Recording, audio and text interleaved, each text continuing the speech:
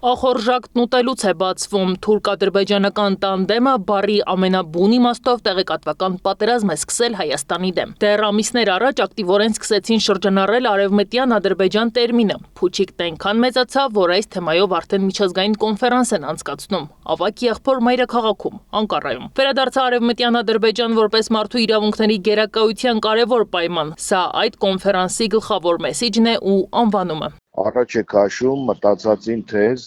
արևմտյան Ադրբեջանի եւ արևմտյան իբրև ադրբեջանցիների մասին, դրանով նաեւ այսպես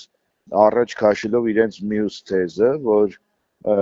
Հայաստանը իրականում հայաբնակ չի եղել եւ այս տարածքները իբրև թե ադրբեջանական են եղել ու բնակվել են ադրբեջանցիներով ու Հայաստանը իրենց բնութագրմամբ արհեստական պետություն է։ Կոնֆերանսում բնականաբար բազմաթիվ հարցեր են ներառել ու յուրաքանչյուր օր մի նոր չափաբաժին են ավելացնում։ Նախ խոսեցին 300,000 ադրբեջանցու Երևան այսպես կոչված վերադարձի համար։ Այս թեմայից 24 ժամ էլ չէր անցել, երբ դաշտում մեկ այլ տերմին հայտնվեց՝ Երևանի Ղազիաթ, որի գործունեության վերսկսման մասին էլ ազդարարեցին։ Եթե ավելի պարզ Բաքվում գործող Կովկասի մահմեդականների վարչությունը որոշել է Երևանի մասնաճյուղ Ղազիաթ ստեղծել կամ ինչպես իրենք են ասում, վերագործել, որը ըստ թուրք-ադրբեջանական երևակայության գոյություն է ունեցել ցարական Ռուսաստանի տարիներին եւ համակարգել է Երևանի նահանգում բնակվող մահմեդականների հոգեվոր կյանքը։ Այս հարցում Ադրբեջանը փորձում է այսպես թյուրքական, միասնական ջանք ներդնել, այսինքն ստեղծել այնպիսի տպավորություն, որ սա ոչ միայն Ադրբեջանի պահանջն է, այլև թյուրքական այլ պետությունների առաջին հերթին Թուրքիայի պահանջն է եւ Անկարայում ուրեմն եւ Թուրքիայի նաեւ քաղաքախոսույթում այս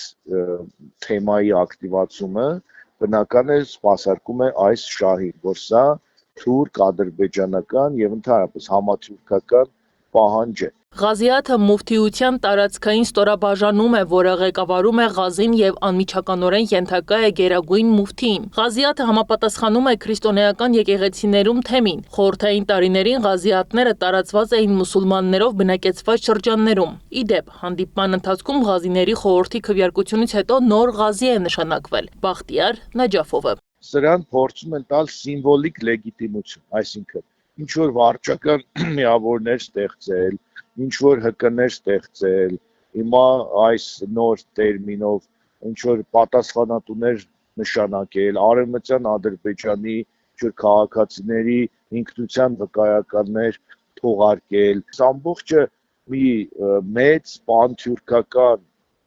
ուրեմն ռումբ է, հրթիռ է ուղղված Հայաստանի գոյությանը։ Ադրբեջանի այս գործողությունները հեռու ապագայում կարող են վերածվել զինված հարձակման, կարծում են փորձագետները, որպեսզի ստիպեն ընդունել այս նոր պահանջներն ու առնվազն 300,000 ադրբեջանցիներով լցնել Հայաստանը։ Ի դեպ, պատերազմի վտանգի մասին է խոսել Միացյալ Նահանգների պետքարտուղար Մարկո Ռուբիոն, ասելով, թե Միացյալ Նահանգները հայ-ադրբեջանական հակամարտության լուրջ վտանգ է տեսնում եւ ակտիվ ներգրաված է կանխելու ռազմական բախումը։ Ադրբեջանի նախագահի հայտարարությունը, որը կարծեմ 1-2 օր առաջ էլ նորից հնչեց, որ արևմտյան ադրբեջանցիները իբրև թե պետք է վերադառնան իրենց բնակության նախկին վայրերը եւ նրանց անվտանգությունը պետք է ապահովի։ Անշուշտ այդ անվտանգությունը ապահովելու համար Ադրբեջանի նախագահ չի անսալու Հայաստանի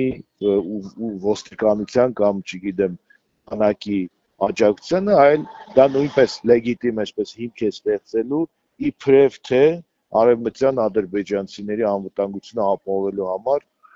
իրականացնել ռազմական ագրեսիա։ Հայաստանի արտաքին գործերի նախարարությունը միայն 24 ժամ անց է անդրադարձել Ադրբեջանի նախագահ Իլհամ Ալիևի կողմից արևմտյան Ադրբեջան կեղծ խոսույթի հնչեցմանը։ Հայաստանի արտաքին գերատեսչությունից նշել են, որ մեր տարածքում արևմտյան Ադրբեջան չկա։ Արևմտյան Ադրբեջանն Ադրբեջանի Հանրապետության արևմտյան շրջաններն են։